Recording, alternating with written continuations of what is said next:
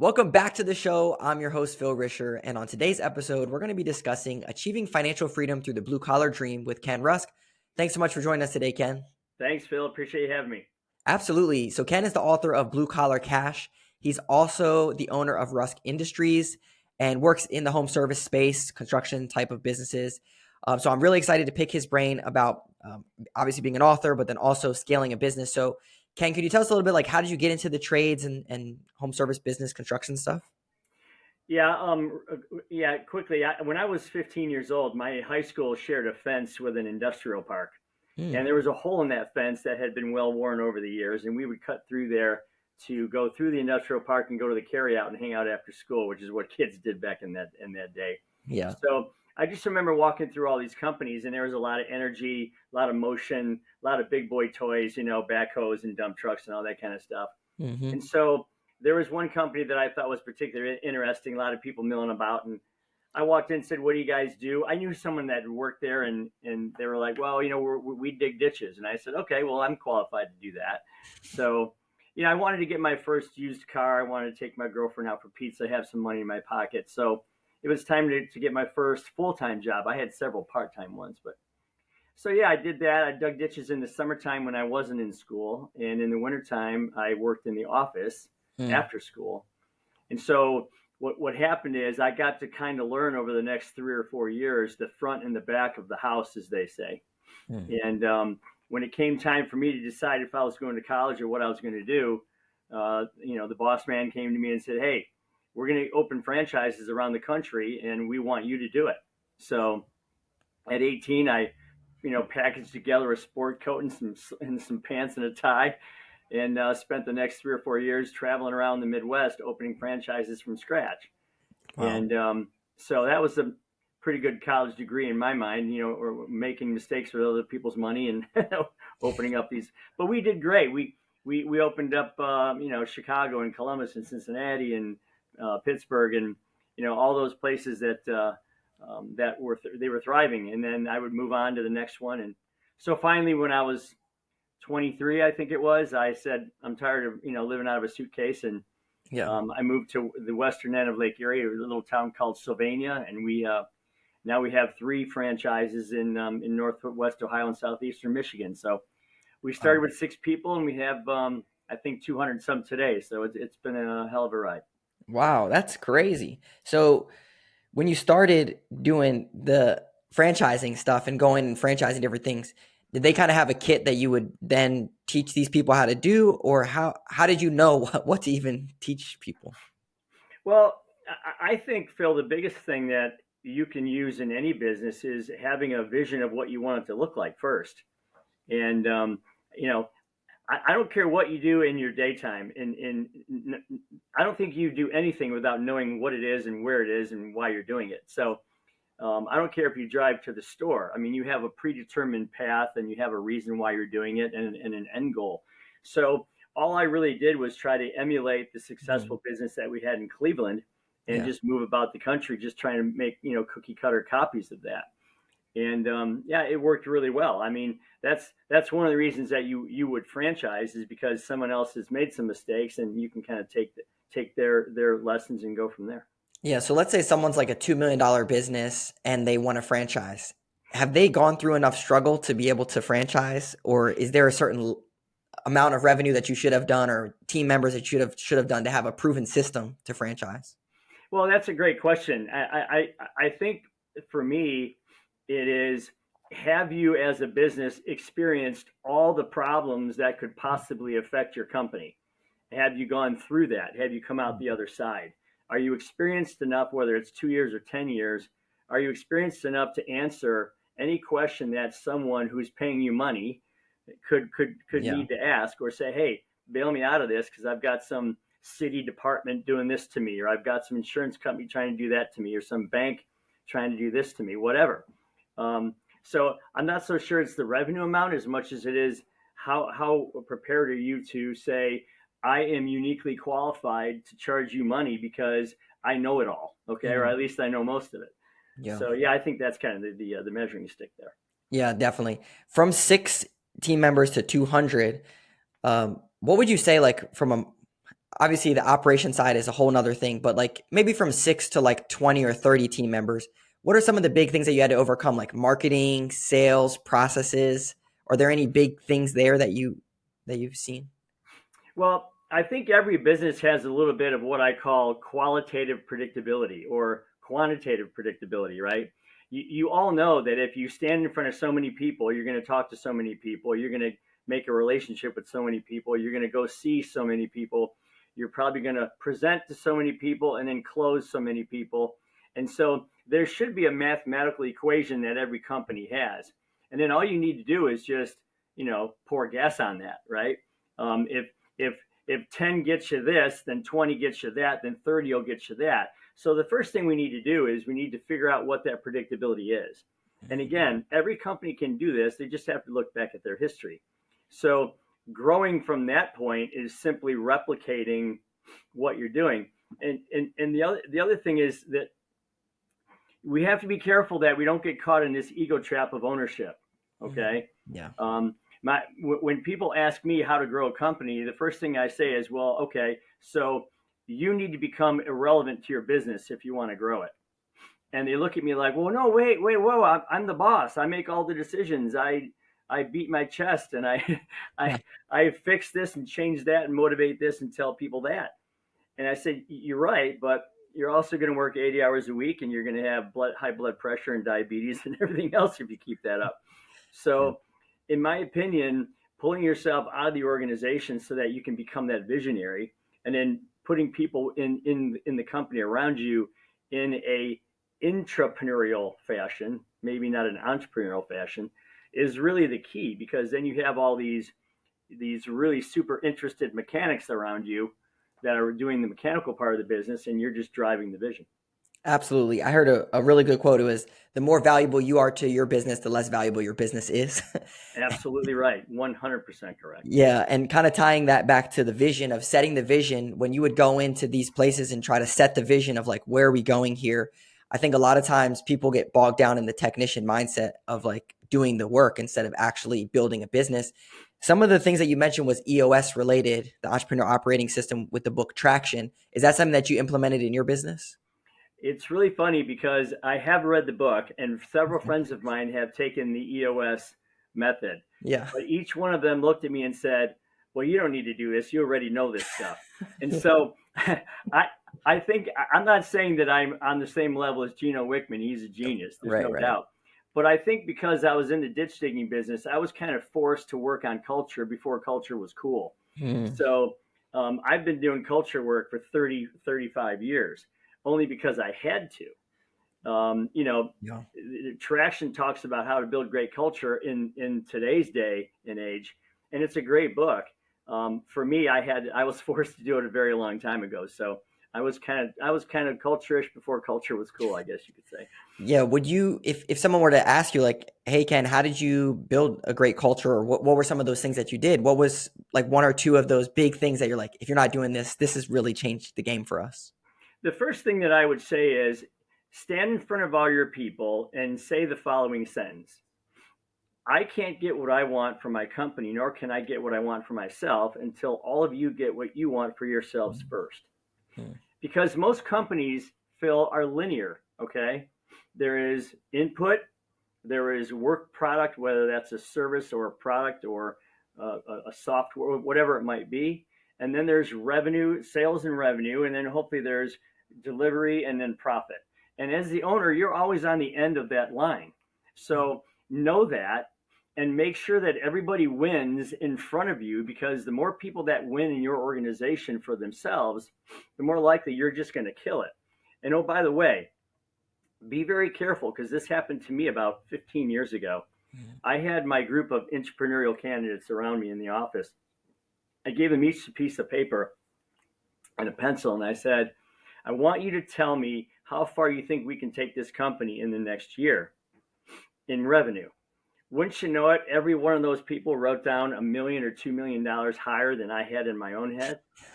So be very careful that you're not your own self limiter, okay? Yes. Because what then causes the explosive growth, at least it did for us, was I said, okay, Well, if we get to that place, I'm going to share some of that newfound revenue with you, Yeah. which is easy for me to do because I don't have it yet, right? Yep. It's not in my current budget. So if we get there, you're all going to have a piece of that. And they went, cool, get the hell out of my way and let us go do this, right? Yes. So, and we've never looked back.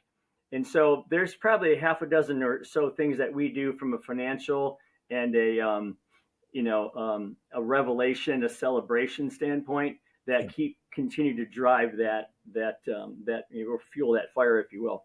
Yeah. And they're just so important. And again, you got to let go if you want to go anywhere. You got to let go of the thing and help drive it rather than actually the mechanics of steering it every day. Yeah. Tommy Mello, he's in the trades. I don't know if you know him or not, but he has a really good quote that says, if you don't want to limit your team's performance, don't limit their pay. And basically, like, let them run free. I think a lot of times in a home service space, that first layer of management, like the sales director, the operations director, the finance, they bog them into like an $80,000 or $90,000 salary instead of Right. giving them that piece of the growth where they Yeah. miss out on actually the whole reason you're putting these people in place is to scale your business. Well, I can tell you this: everybody in our company can make double their salary in bonus. So, in other words, if someone's making $100,000 a year here, they're making 50 salary and 50 in bonus. Okay, and Yep. I just think it's been that way forever. I myself included. So, Yep. and as an owner, if things go well, they go well for you. If they don't, they don't. That's right. So it's just a group think mentality. It is a collective mentality, and I really applaud and I celebrate and I show the wins that people have around here, and I think that's important too. People have to believe you when you say that you're interested in their future for them. And the reason that's so important is because so many times we hire an individual or a human being, and if there's 24 hours in a day, we don't get to sleep. Obviously, that's 8 hours. We get the 8 hours that they're here performing their duties, but we don't know what the other 8 hours is all about.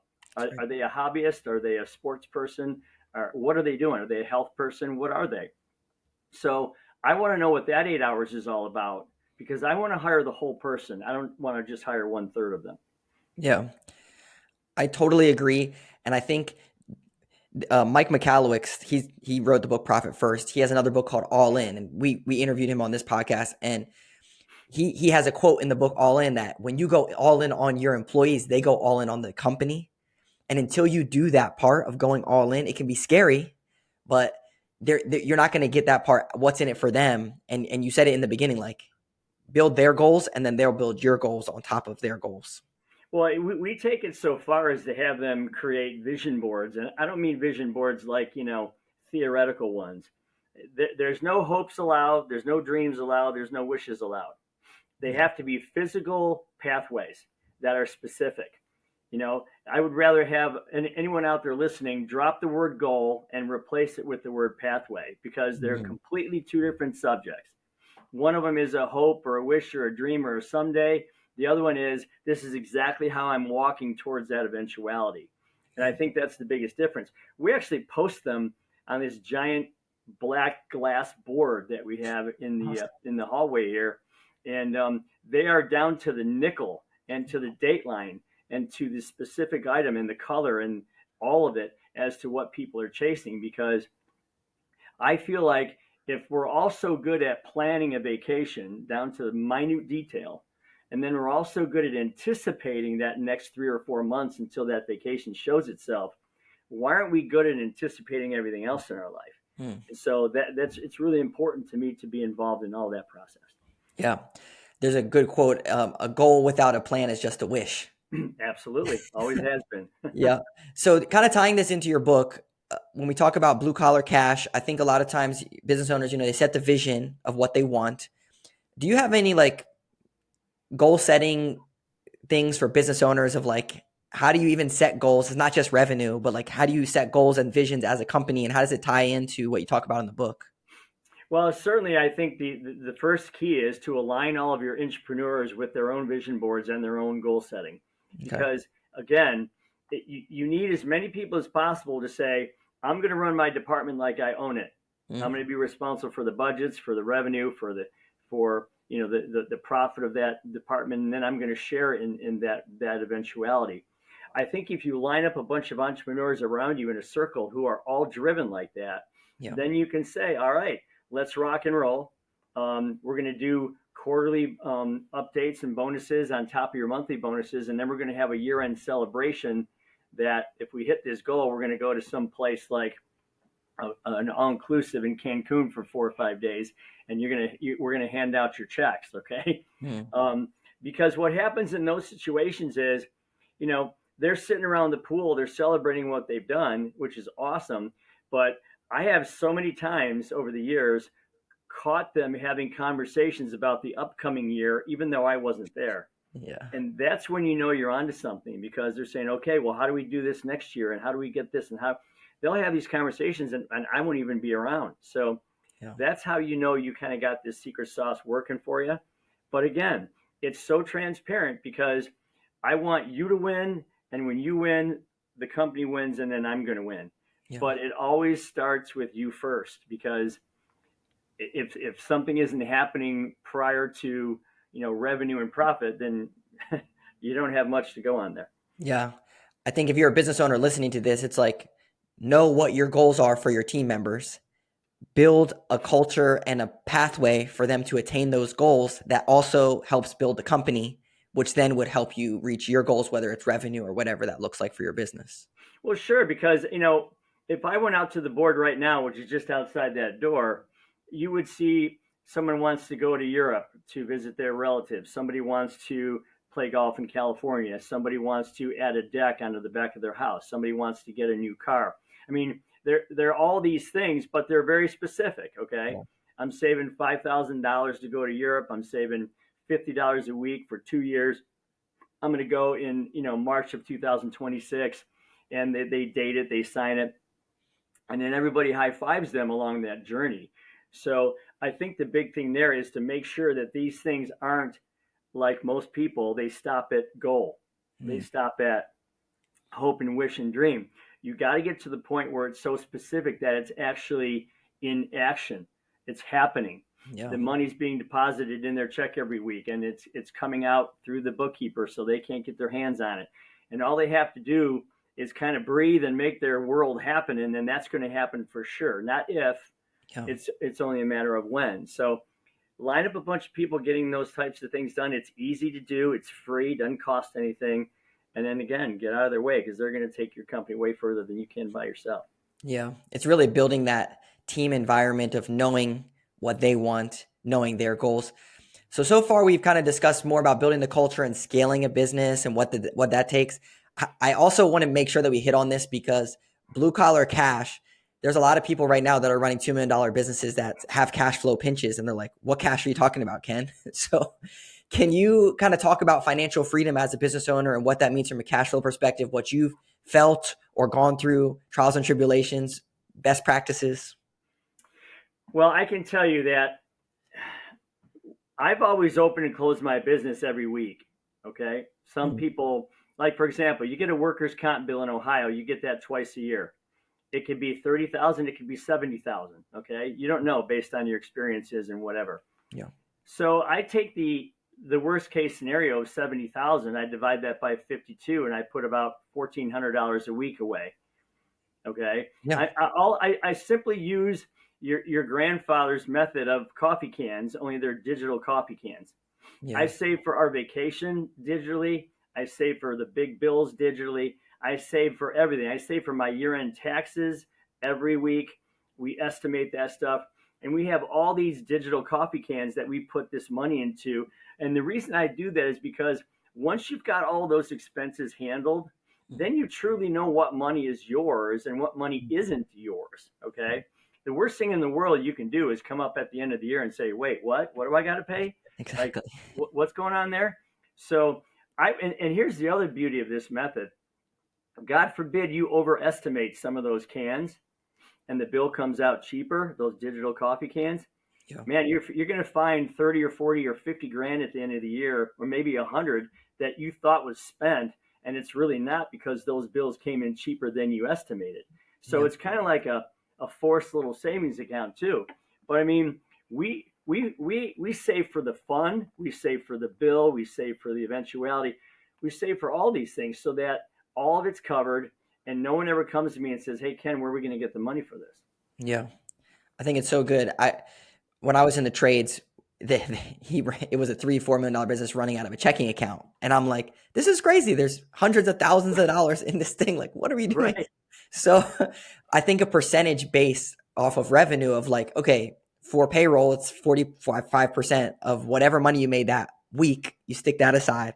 I think there's a lot of scalability in knowing your numbers off percentages, and it helps you with that scaling process.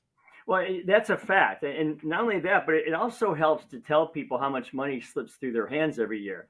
I Hmm. mean, I remember this had to be 25 years ago. I remember telling my production manager, who's still with me, he's one of my first employees, uh, do you realize that last year you personally approved $4.5 million worth of expenses? And they look at you like, wait, what? I mean, seriously? I said, yeah, you yourself spent $4.5 million last year. They're like, oh my God. And it kind of gets that reality set to them. So I don't think it's a big issue to share with them how those things work. I also don't think it's a dirty word to talk about profit because when you talk about making, I don't know, some people try to make 10%, some try to make 20, some try to make 30. It depends on how big your company is. The bigger it gets, it seems like the less that profit goes. Yeah. But I will tell you this, you know, it's not like all that money goes in the owner's pocket. I mean, that's where things like bonuses come from. That's where things like new cars, new trucks, new equipment comes from. So yeah, you need to make more money than you're spending so that you can innovate and update and do those kinds of things. And when that guy jumps in that brand new Ford that's all stickered up and looks beautiful, he's going to know where that money came from. Okay. Yep. Um, so yeah, I believe in being as transparent as you feel comfortable being. Um, because again, for all the people that do well with and if you want to say under you, it's just going to push your company to places you've never seen. Yeah, I completely agree. And this kind of ties back into the goal setting and vision is when we are successful as a company, you can be successful in reaching your dreams as well. And it all ties back together. And I think something that's very important that I think a lot of people miss is like with the profit thing is that people want to work for companies that are profitable, that are going to be there in the next 3 months, in the next 6 months. It gives them a lot of stability. And even going as far as sharing, like in our emergency fund, we have 3 months reserved to cover anything. So like we're good because employees want job security. And the more that you can show that to them, I feel like it's important. Oh, for sure, and especially when you have, you know, let's face it, we were on a pretty good run for the last 15, 20 years with cheap money and good economies and this and that. And now you've got this pesky inflation happening and interest rates are rising and it's causing people to change some of their decisions and Yeah. it's harder. I Yeah. mean, let's just face it, it's harder to do business today than it was 2, 3 years ago when the money was flowing free and interest Yeah. rates were really good. So you have to be ready and you have to be prepared for those eventualities. And again, you know, I like it when people say when the company does well, you do well, but I also like it when you say when you do well, the company does well. Mm. Yes. Because if I can get you to build your little world that's within our organization of companies in a great way, and you're winning off of that, man, that's just one more check in the box that drives the major company overall. And Yes. that's why I will always say, you know, let's not lead if then lives. Okay. If you do this and if you do this and if you do that, then you can start living. I want to know what your then looks like first, Yeah. because then I can help you design all the ways, the pathways to getting to that eventual then. It's kind of like, don't wait for life to happen to you. You have to happen to your life. I mean, that's just the way it is. And we have a lot more control on that than we think we do. And I try to put that out there every day. Definitely. Some of the key ideas from the book, I believe, are like visualization, goal setting, financial freedom, and the value of blue collar work. Can you talk a little bit about the value of the blue collar work and what that means to you and what you talk about? I wrote an open letter to parents several years ago and I said, listen, I understand it. I'm a parent too. You birthed your child, you swaddled your child, you clothed them, you fed them, you sheltered them, you taught them what you could teach them. And now you think that for some reason, the only way you can be considered a good parent is if they have an expensive degree on the wall that they borrowed money for, which is pathetic. Okay. So that part has never been true. I mean, maybe in the 40s and 50s it was true when that was first getting popular, but it's not true. It's not true today. It won't be true next year or in the next 10 years.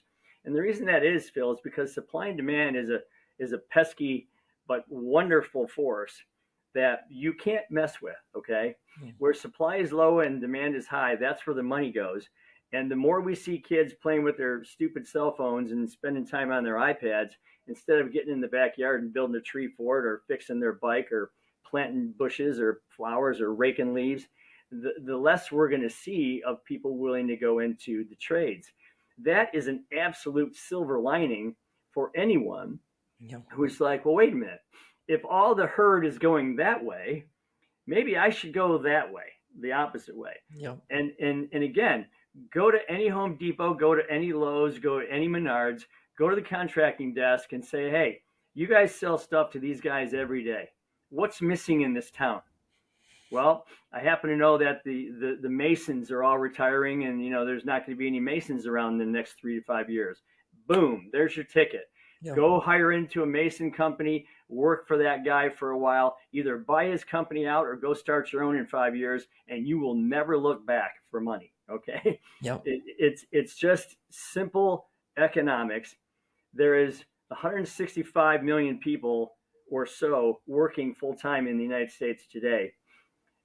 77 million of those people still do something with their hands. So it's not going away. The supply of people might be dwindling, but that only makes it better for the people who are willing to do it because it'll be financially viable for you to make that happen. That's right. I completely agree with you. And I think I heard you tell a story about you went to a rental car company and some mismatched suit stuff or something like that. Is that right? Yeah. Yeah. Can you tell? This is a sad story. And it was actually part of the reason I wrote the book. I mean, I had several impetuses to write it, but this was one sad story. I had a car. It had a complicated issue where they had to take the dashboard out. So I was going to lose this car for 2 weeks. So I had to go rent one. I go to this place. Here comes this kid from behind the desk. He's got a 3-piece suit on, and each piece is from a different suit. But he was trying to make it work, and I was with him. I'm like, all right, he's cool. He's doing it. Well, I had to wait like a half an hour for this car, so I got involved in his conversation about his world. And he goes, yeah, I'm $88,000 in debt. I went to school because my parents said I had to go. I'm kind of pissed because I got led down the wrong path by my teachers and my guidance counselors and everybody else. Now I'm making $28,500 at this car rental place. How am I ever going to pay that debt off? And when do I get to live my life? I mean, I felt sad for this kid. Yeah. And I said, well, what do you want to do? And he said, well, I always wanted to be a carpenter. I said, quit right now and go after you rent me the car, go become a carpenter. Yeah. Because if that's really what you want to do, you're going to make it big. Okay. Yeah. Because carpenters are dwindling. For every 10 carpenters that are retiring, only like 4 are coming online. What does that do for you in supply and demand and the money you're going to make? And he never looked back. So pretty interesting story. Yeah. The reason it stuck out to me because I'm that exact guy. I went to school because I was the first. My parents are my mom is first generation here. No one went to college. None of my parents. So they're like, go to school. Went and got the $30,000 in student loans. Worked at Enterprise Rent-A-Car coming out of college. Had the mismatched suit. Sucked up my tie in the vacuum. The whole thing. Cleaning the car. And I worked my way up. I paid off my debt in the first year. I was very big on financial freedom. But then I ended up working at a duct cleaning company. And I saw, a $3 million business doing 20% profit. I'm like, this guy didn't go to college and he's cleaning ducts. This technician makes $120,000 a year. I was making $40,000 at Enterprise or whatever.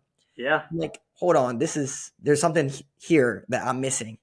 And so I completely agree with you that blue collar there's so much opportunity out here for everyone.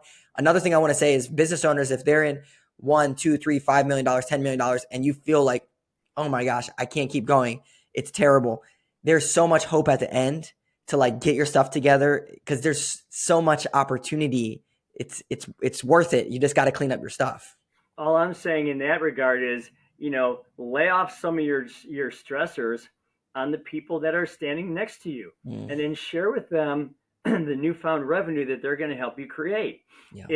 It's so easy. If you're at 7 million bucks and you say, hey, we can get to 9, and you have that extra 2 million coming in, take some of that profit from that 2 million and feed it to these people. Yeah. They're the ones that helped you create that 9 million, and they're going to help you get to 11 and 15. Because if you don't put a limit on them, there's never going to be a limit. They're always going to say, well, we can do another million or another 2 million or another 3. And pretty soon you're going to have a 20, $30 million company or more. And That's now right. you're like, holy cow, how did this happen? That's Well, right. it happened because you were willing to theoretically hover in a helicopter above your business, rip the roof off, look down in there, and say, where do I need to plug myself in today? Yeah. Okay. It's a much better way to run a company when you aren't letting it run you. You're kind of running it, right? Absolutely. Awesome. Well, thank you so much, Ken. This has been great getting to know you and learning more about your thoughts and scaling a business.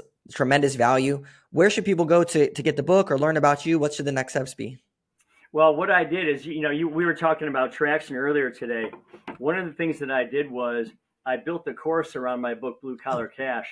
And what so many businesses are doing is they're buying the course and taking their people through like a book club, Mm, like you would with traction. yeah. So the course is 179 bucks. You get a free $25 book with it. I didn't charge 2, 3,000 like some of these guys do. That's not, no way. So I donate most of that money to charity anyway. Yeah. I've been doing it for years. So they've been taken, if you go to kenrusk.com, you can see where you can buy the course and the book, and then you can kind of book club it with your people. Take 8 weeks to do it. They will, I guarantee you, be thinking different when you're done with it. Wow. Okay, awesome. We'll make sure to put that in the show notes. And it's been great, Ken. Thanks so much for all the insight and wisdom. Thanks, Phil. Appreciate it. You got it.